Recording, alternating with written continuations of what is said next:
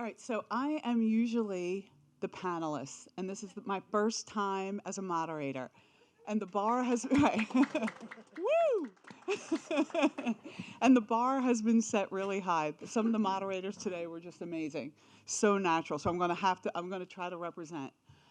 But what I'm super excited about with this panel, innovation in agriculture, is that it's really the first time on any conference, panel, anything that I've been involved with that has to do with food, where the farmer's voice is actually being represented. So I'm so thrilled, right? Because there is no future of food without farmers. And it's just so fundamental, but yet they're not in many of the conversations. So in March, I was at the Natural Products Expo, which is the largest conference, summit, whatever you want to call it, for our industry. 90,000 people, thousands and thousands of products. And I didn't see a farmer represented on any of the panels and discussions that were going on. So all these people, all great ideas, tons and tons of products. Who's going to grow the food for those products? So I'm so excited to have this crew here together. And if you could all just introduce yourselves and tell a little bit about your background. Starting with you, Jim. Hi, I'm Jim Stringer. I work for Costa Fruit and Produce. We're a fairly large wholesale distributor here in Massachusetts. We have numerous trucks delivering here at Harvard University for Martin on a daily basis. We work with quite a few farmers here in Massachusetts, as well as in the region at whole, Connecticut, New Hampshire, Vermont. Over the years, we have spent a lot of time specifically working with folks at Harvard Food Service to try to increase the amount of local food that comes into the university. And recently working with Krista and other people on the Kendall grant that Harvard recently became a joint recipient of, which is a grant to increase acreage and seasonal capabilities for farmers, be they small farmers or larger farmers. And it's an honor to be here. Thank you. Awesome. Martine? Hi, everyone. My name is Martin Lemos. I'm the Deputy Director of the National Young Farmers Coalition. We represent, engage, and mobilize over 1,000 farmers across the country to ensure their success. The average age of the American farmer is 58. Over the next 5 years, we expect to transition over 100 million acres of farmland.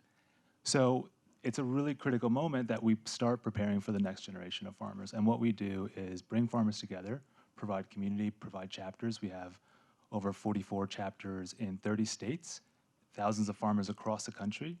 We work together to create community for them so they can share best practices, learn from each other, have this sense of community among, just to commiserate with other farmers who are going through the issues that they're going through, whether it's markets or weather or whatever it is, or agents, whether it's, thank you, FSA loans, like understanding like all of that, just having that community is really important. So we provide that platform for that community. We also train them on some of the difficult government regulations that they need to navigate. So nobody becomes a farmer to navigate the Food Safety Modernization Act. We are a resource for them, providing guidebooks, trainings, and workshops on that, farmland access, financing.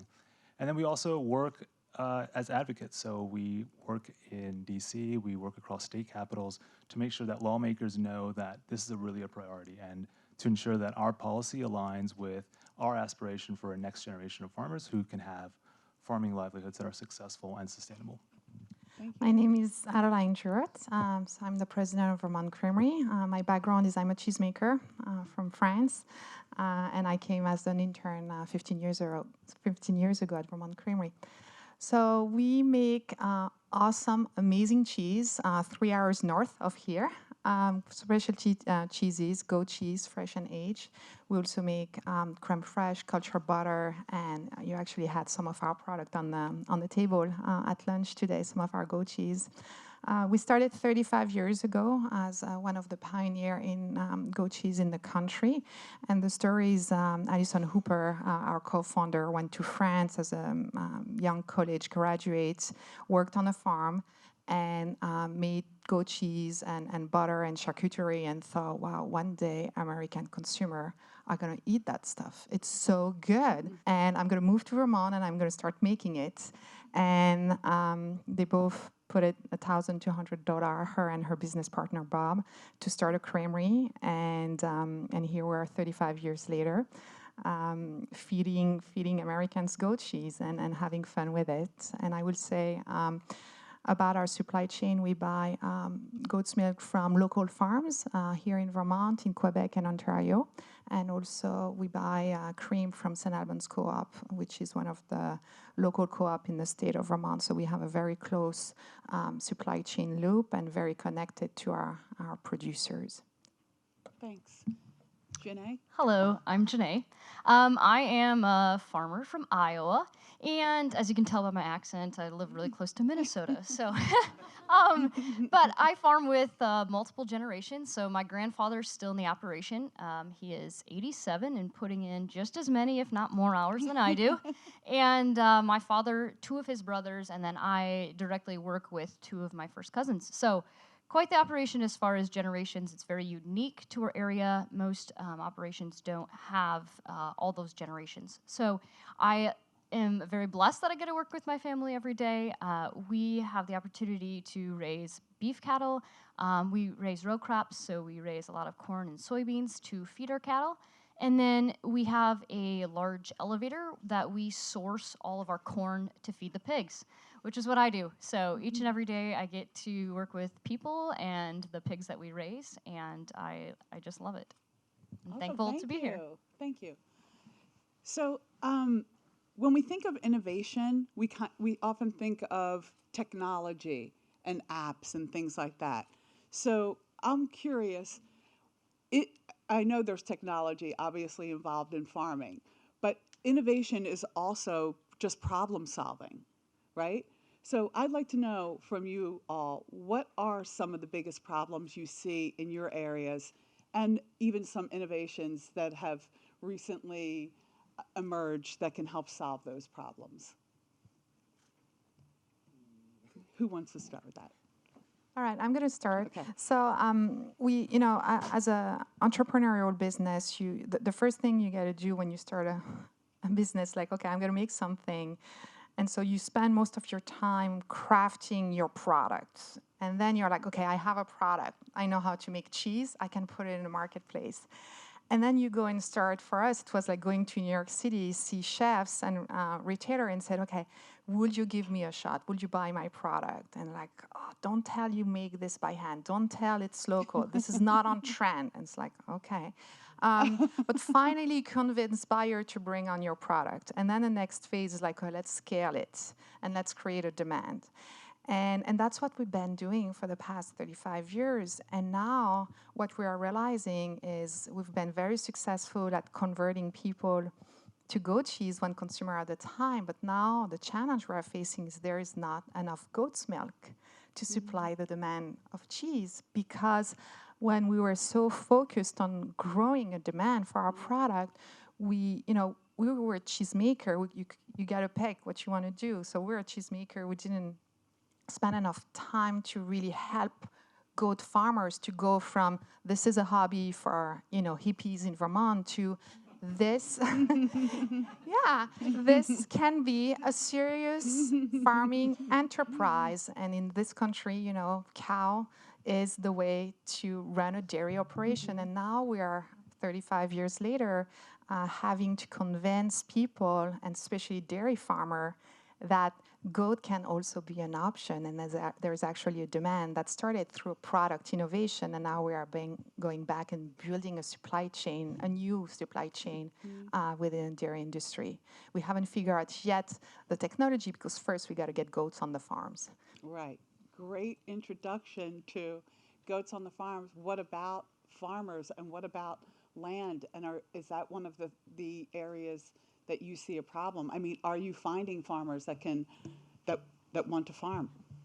It's a challenge because you can't wake up and say, "Oh, I'm going to buy land, I'm going to buy a farm, and I'm going to start farming." The access to capital is so limited, and it's really hard to cash flow a business model. So, what we are pitching is if you have a cow dairy farm and you have a barn that you are not using, you already have the assets, you already have the labor, you already have the land. What about adding goats that is going to provide you a quick and higher return? We pay the highest price in the country for goat's milk, $50 per 100 weights. Cow's milk is at 14. Wow, that's great. Anything you want to add to that, Janae? Well, I find that passion is really hard. Like you say, you can't just wake up and say I'm going to farm. And so not only the resources and the passion for it, it's not easy work. Wake up very early and you go to bed late sometimes, or all the time. And getting people to be fired up about it isn't easy. And there's a lot of abstract ideas and all the policy and things like that hitting you too that you have to navigate through and remain in business to allow opportunities for not only myself and the future generations, but the people that work for me and their families. They can go home each night and have something to put on the table for their families. And I'm so thankful that Martine has such resources for people to get started in that, because that's real. What they're saying is so real. All that land that's going to change over, and that's happening in my backyard. Who's going to farm that? Is that going to be us? If that's us, do we have the capital to work with that, or is there a young individual in the community who wants to begin, and can we be an avenue for him? And it's real.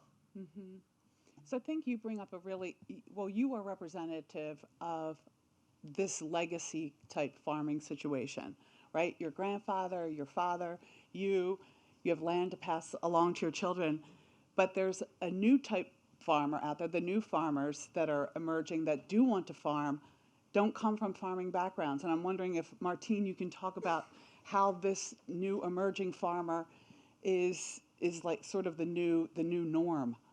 It's more unusual to come from a farming background, Janae, as you do. Yeah, I think there's challenges to both returning to a family farm and then also farming for the first time. And for many of our farmers, one of the challenges is having gotten a degree or gotten education, because we're telling our young generations to go out and get a college degree, and then they're saddled with a lot of debt, which is really, really difficult to then go to a bank and say, I also now want to buy a farm. And that's a really, really big challenge. So we've done a lot of work on the policy side to get farming recognized as a public service, so get loan forgiveness for farmers. But the land access issue is also a big challenge, and it's something that we're working with our farmers, with lawmakers to help address. And one of our chapters in Minnesota last year, was able to pass a beginning farmer rancher tax credit, which enabled tax credits for transfers from older generation of farmers to new generation farmers. Within the first year, it helped over 400 farms transition. Really minimal change in taxes. And we see that there's so many opportunity in policy. There's a lot of, I think farmers are incredibly entrepreneurial and amazing, passionate. They can take risk, but there's also so much that we can do at the policy level, the structural level, to support them. And I think policy is one of those ways that we think we can support through land access, student loan debt forgiveness, access to capital, access to credit. Great. And Jim, how about from your perspective, what do you see in dealing with farmers every day and the institutions you sell to? What are maybe the areas for potential innovation? What are the disconnects that you see? Unfortunately, two of the best months of the year, July and August, schools are not in session, or they have very limited enrollment. So that's an issue for Massachusetts. It's not an issue. It's not an issue around the whole country, and it's certainly not an issue. The season that you have in California, although our seasons are changing here in the Northeast as well, and they're getting longer. Distribution is certainly it's affected by what's in season when. If people are willing to accept something from a little further away. Maybe we can go to New Jersey to pick up product because they have, a longer growing season. That's an issue. There are things that growers themselves are doing to lengthen the seasons, be it through greenhouses or cold storage of product. I know that, Harvard has been working with local grower Jim Ward, Wardsbury Farm down in Sharon, Mass, for a number of years, using hard winter squash. And we're generally able to get that to last through almost February. With better storage capability and different varieties, you could probably push it another month or two, but it takes time, it takes small changes. And I think some things that Adeline and Martine both mentioned, farmers in general are some of the best problem solvers out there. Mm-hmm. They work really hard, tirelessly, Janae. and I'm honestly some of the smartest people I've ever met, degree or no degree. They are innovators in their own right, be it water usage and methods to conserve topsoil, like we were talking about mm-hmm. at lunchtime. No-till agriculture is something which is gaining a small foothold, in different circles. But that is agriculture, whereas no-till means they're not mechanically turning over the soil time after time after time, and it helps to improve the soil health. It helps to improve the microbiome within the soil. The microorganisms that people are really just starting to understand how they improve the overall health of the soil, which improves the health of the plants, which increases productivity. Everything is interconnected. It's a mm-hmm. complex web. People are figuring it out all the time, and it's through hard work mm-hmm. that people do. Right. Well, I think that's a great intro into this next area, because what you're talking about, it's how talking about connecting the soil microbiome to the human microbiome. I mean, think about that kind of connection where we're talking about, in most cases, people don't know that strawberries aren't available all year round. So look at the level kind of we're starting at with many consumers. So what do you see as the disconnect between, consumers and farmers, and how that might be bridged through some sort of innovation? It comes down to transparency, and that's not easy. It's not that I don't want to be transparent, but how do I get my farm and my story to you as the consumer? That's difficult. We do what we can, whether that is through social media, which, when you're working hard, you don't have a lot of time to be posting pictures and taking selfies and all the things, but you try to do what you can. So there's that, but then also how do I, going to the restaurant, how do I know, where's my food coming from? And you have all these different aspects and levels of people's engagement and or interest. Some people just want to know that, hey, my pork chop that I'm eating here was raised sustainably and it has no antibiotics in it. That's great. Other people want to know the location of which this pig was raised and on whose farm and the picture of me behind it. So, it all just depends. I mean, yeah, last night we were at a restaurant, and it was a very good food. And as we were being seated, they were like, "Oh, we're a farm-to-table restaurant. Have you ever been here before?" I'm like, "No, I'm from out of town." They're like, "Oh, it must be our business." Yep.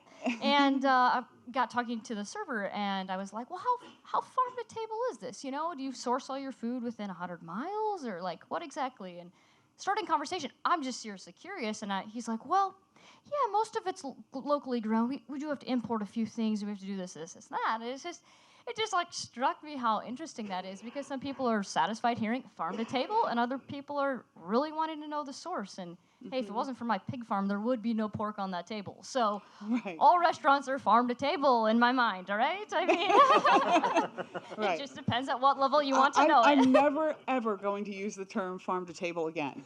I will never. It's just the funniest thing that we use this term as if some food doesn't come from farms. It's crazy.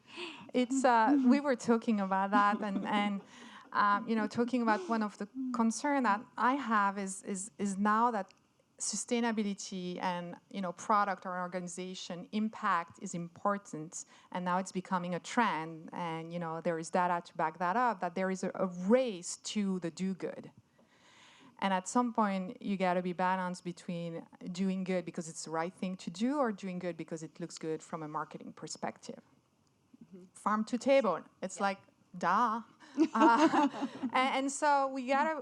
I think we gotta be careful on how we market that, and we also gotta be. This morning, panelists were talking. We need to define what impact means, what sustainability means, and so I think we really need to start developing common language, a common lens on how we're gonna measure organization and product impact in a holistic way and at the global level. Vermont Creamery, 5 years ago, we decided, we've always been a mission-driven company. We started doing that because that's what we believed in. So we focused on, living our mission through our product and not brag about it. So do the work, just do the work. But 5 years ago, we're like, with all that noise now, with a lot of, the do good and the greenwashing, we felt like it's important for us to tell this story, but in an authentic way, which led us to then pursue the B Corp certification. So we became B Corp certified 5 years ago, and it was really to put our mission to test, but also create a roadmap to improving the impact that we have and have a common language with other companies that are B Corps, such as Patagonia, Ben & Jerry, and so on and so forth. And to your original question is, I think by having those method or those framework that measure impact and also create a common language around how you're going to define, how you're going to measure, and how you're going to market about this. I think it's going to close the gap between consumer information and really what's happening in the supply chain, all the way to the farmers, all the way to how we source. Exactly. And Martine, anything from your perspective on bridging that gap between the farmers and consumers? Yeah, many of our farmers have developed business models that make for direct-to-consumer products. So they either go to farmers markets, or they go and they speak to chefs, or they have CSAs. So there's always a focus, given that many of our farmers are starting off with smaller pieces of land, again because of the credit and access to capital issues.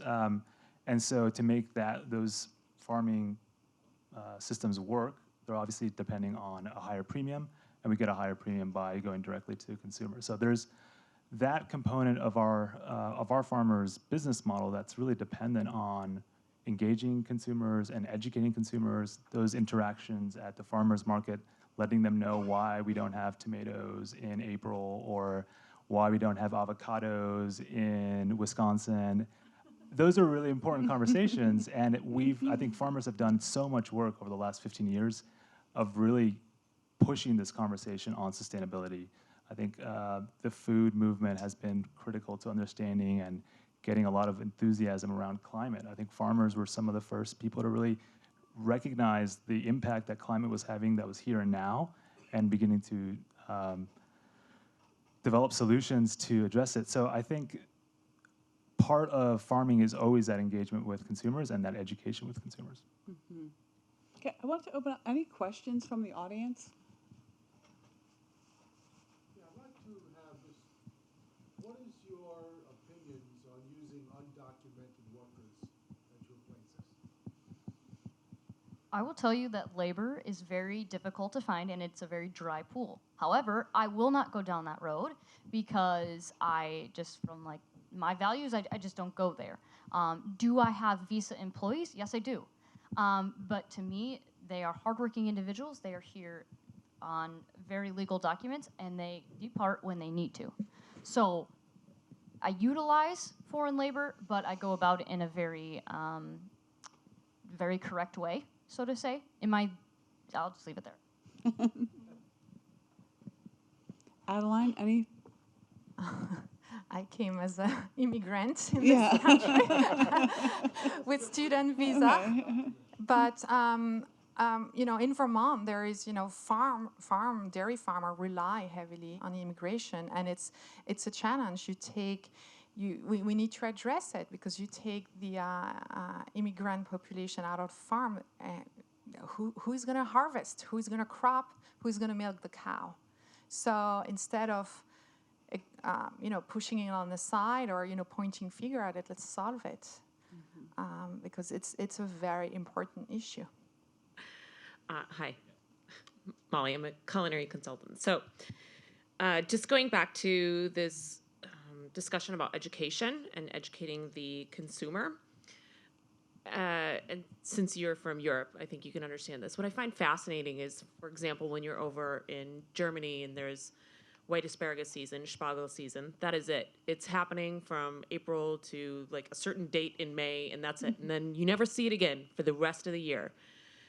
And I admit that I'm part of the problem because as a chef, we like diversity and we like to ensure that there's a lot going on around there. But my question is, really, is there a way to leverage some of these larger companies, like you work, essentially you're selling to Hormel, to use Hormel to help to inform and educate the consumer of your story instead of you being the one sort of grassroots going out there and using social media to get your information out there? Because we were talking before about regenerative agriculture and how maybe that doesn't really fit specifically your model just because of the location you're at. But those are the sort of stories that are interesting to the consumer. So how can you get that out there?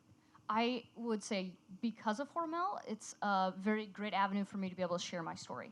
And I'm very thankful that Hormel is looked to us for that. I do want to say that consumers don't want to feel dumb, so I'm never going to tell a consumer I need to educate them, okay? Because I myself am a consumer. I'm sorry. So I need to connect with people who eat food on different levels. And so you might want to know about sourcing food and where your food's coming from and the farmer behind it.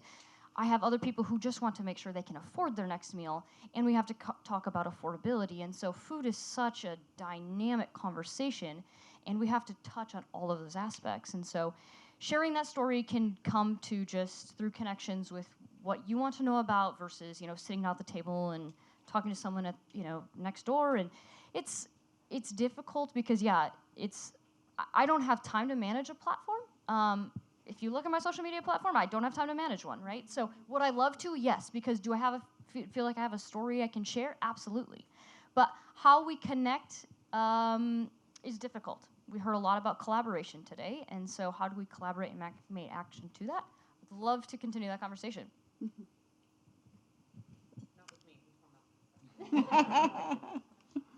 Anyone else?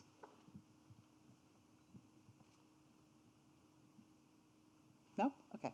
So I'm curious from each of your perspectives.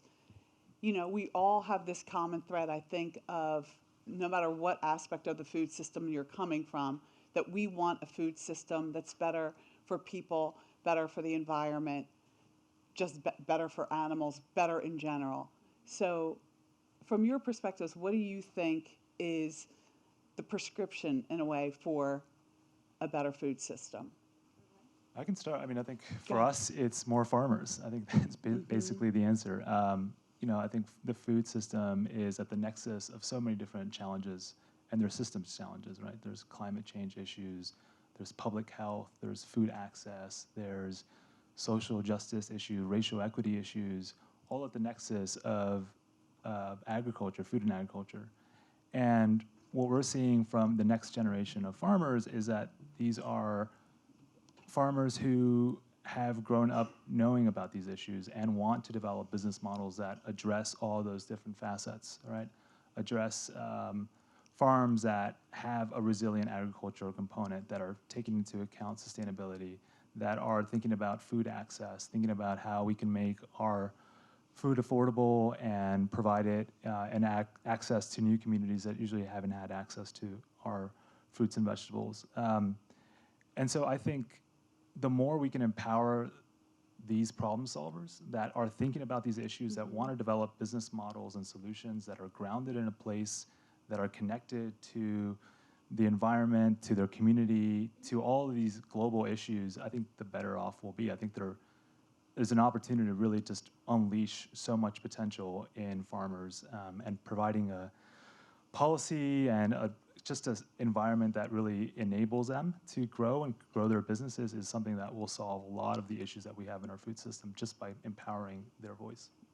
Right. If my grandfather wasn't thinking the way he thought, I don't have the opportunities that I have today. And so I have to embrace that. We have to be conscious of our soil, and we have to be conscious of our animal welfare, our antibiotic use, and all of those things because my grandfather was and my great-grandfather was, that's what gave me the opportunity. And so if I want to continue this to be an 8th or 10th generation farm, I have to use that filter when making a decision. So I guess I'm thankful that I was brought up in a family that thought that way and thought about the future and knew, like, yes, what makes sense for the land now and for 4 generations later. So to your point, amen. Adeline? I may add that we need to bring back value in the supply chain. We need to make sure that next generation of farmers are going to be able to farm.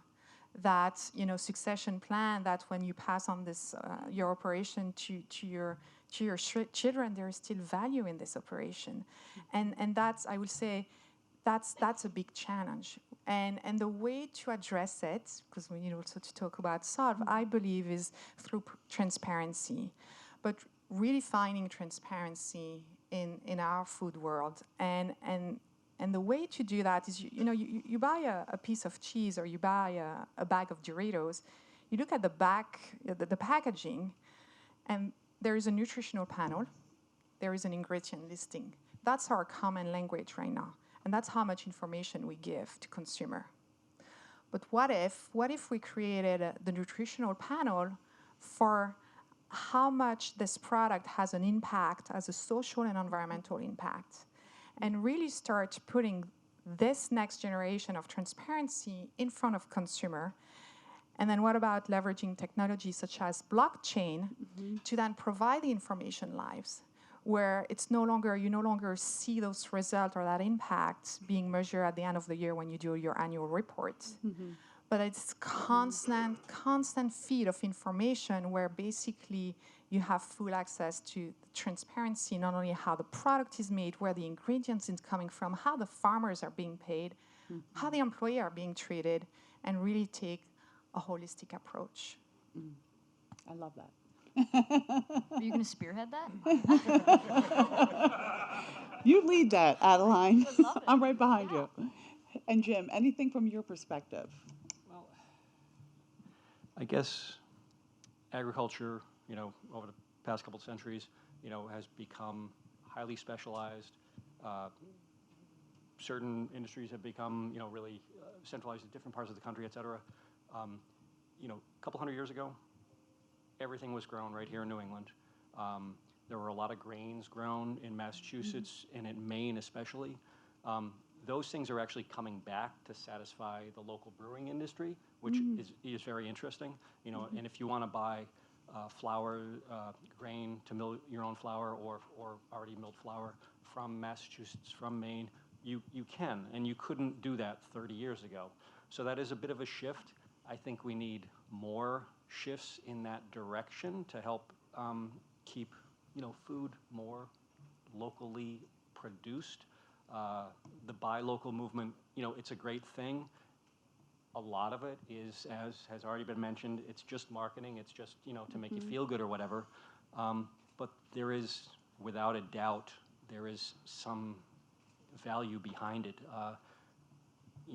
Americans in general, we probably spend the lowest percentage of our incomes on food than anywhere on the planet. That's, to me, sort of says a lot of us don't really value what we put in our bodies, and I think we should. And, I think a lot of people, I'm sure a lot of people in this room, do probably spend more than, the average on their food because they want to put good quality foods, whether it's just you like the flavor of that really nice handmade cheese, or, you want to buy beef, from the guy who's growing beef cattle, 30 miles away from you. Those things are important. Small changes over time do add up. I wish we could increase the speed at which they added up. But, Well, yes, amen to that. So I feel like I want to wrap this up by, and this is a bit of a curveball question because we didn't talk about that, but you guys, you're rock stars, you're ready. It's really just talking about what I'm sure you already do. Because I think to be an innovator and to be in innovation, you have to be hopeful, right? You have to believe every day that things can be better, or else you would not have the energy or the wherewithal to deal with trying to change anything because it's too difficult. So I think innovators like us, that's at the core of what we are. And this is really funny. I will just tell you this little aside story. The word hope came to my mind, and I didn't even make this connection between hope and the work I do until I was in an Uber. All wisdom comes from my Uber drivers, by the way. Anyone who knows me knows that.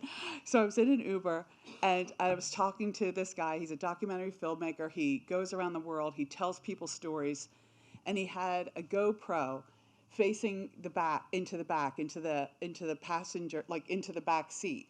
And I said, "Oh, what is this about?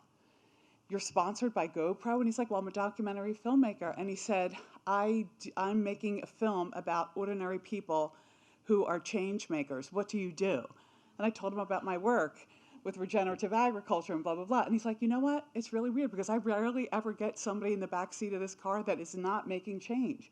So he's like, "Do you mind if I, turn this on and tell your story?" So I'm like, this is insane. I'm just thinking about the Facebook posts I'm going to make about this, how crazy this was. But he turns the camera on me and I tell my story. And he's like, "Thank you very much." And here, my granddaughter, she writes words on stones. She collects stones and she never wants to give any away. So, rather than build another house just to house these stones, we decided to write words on them. And I hand them out to all of my passengers, and then at night I tell her the story about the passenger who got each stone. So he's like, "Here's your stone," and it said hope. And that was the first thing I thought was, that is meaningful to me, because if I didn't believe things could be better, I'd never wake up every day and do the things that I'm trying to do. Why would we do that, right? So I think what I want you all to tell me is, why are you hopeful? Or what are you hopeful about? Janae? So my grandfather was very visionary and very forward thinking, and that passed down to my generation. And I'm so thankful for that. If you tell me what do you think of innovation, I'm telling you, I'm really excited. To me, that means all sorts of new opportunities, whether that's understanding and using the data that we collect and we use to make our day-to-day decisions, whether that is new technology in, more prescription-based chemical use so that we can be very precise about it and not, waste it and overuse it, and whether that's allowing me to, monitor our water usage and all the things. I mean, I think of innovation, and I think of how can I, more effectively feed my animals and make sure that they're, getting the perfect nutrition for, the 14 piglets they're carrying inside of them, and all those things. That's what comes to mind when I think of agriculture and innovation in agriculture. And some of that stuff hasn't even been touched yet. And so I'm just hopeful because I can see the opportunities and the ideas that are out there, and to really work with so many great people, and because of their energy and their forward thinking, it really excites me to get out of bed and know that I have a future and I can make this future bright. Awesome. Adeline? Yeah, I like to tell our team, we have about 100 employees at the Creamery, and said, we're not just making cheese. Cheese is the outcome of really a bigger conversation, a bigger impact, and a bigger role in our society. And I have 2 kids. My 8 years old. Last night 2 nights ago, we were going through bedtime story and reading a book. And he's like, "What is this truck?" And I explained, this truck runs on diesel, and it's a big refrigerated truck where you put mommy's cheese in there. He's like, "Well, why there is not a solar panel on the truck?" And I'm like, "You're 8 years old, and you're wondering why trucks don't have solar panels." So why am I excited? Is because not only our generation, millennials, and care now about those issues of wanting to make an impact, voting with their wallets, but think about the next generation that is coming. this is going to accelerate. So although right now we're talking about crisis, climate change, social inequality, and so on and so forth, people care to change the story. And the generations to come are going to be even more forceful about that. And that's my hope. I agree. Yep. Martine? Yeah, I think farmers find a way. And I think that's what makes us really hopeful for the future. I think there's a lot of challenges, and we've talked about them, climate change, among them. And I think speaking to some farmers at the end of the last season, especially in the West, it's a pretty rough season. I mean, California farmers in the fire, Colorado farmers with drought, and it was looking bleak. And then I've been speaking to some farmers now, and they're ready to go. And they're talking about the snowpack. They're excited. They've got some new ideas. They've got ways of thinking about how they can conserve more water, different produce, different vegetable varieties that they're looking to trial, different methods. Farmers are so good at problem solving, and I think definitely need to support them more and provide, make sure they're receiving a lot more value from our food system. But they're going to find a way, and I'm really hopeful for this next generation and the generations that follow to continue to sustain our agricultural economy. Great. Jim? Yeah, I would just follow up on what Martine said. I think although Martine mentioned earlier that the average age of the American farmer is 58, there has been certainly a tremendous influx of people, from say 20 to 35 in the past 10, 15 years. I see it here in Massachusetts. I get phone calls or emails, pretty often from people. And they say, hey, whatever, I'm growing mint over in, Amesbury or whatever, do you guys buy mint? And things like that, they start off small. We can't always, as a large distributor, we can't always take advantage of every one of those, but it does provide that sense of hope, a good optimistic outlook that, there's change down the road and it's coming. And if we can support it, we definitely do. So. Great. Well, thank you all. You're amazing, and thank you for the work you do. Thank you for being farmers and representing that voice.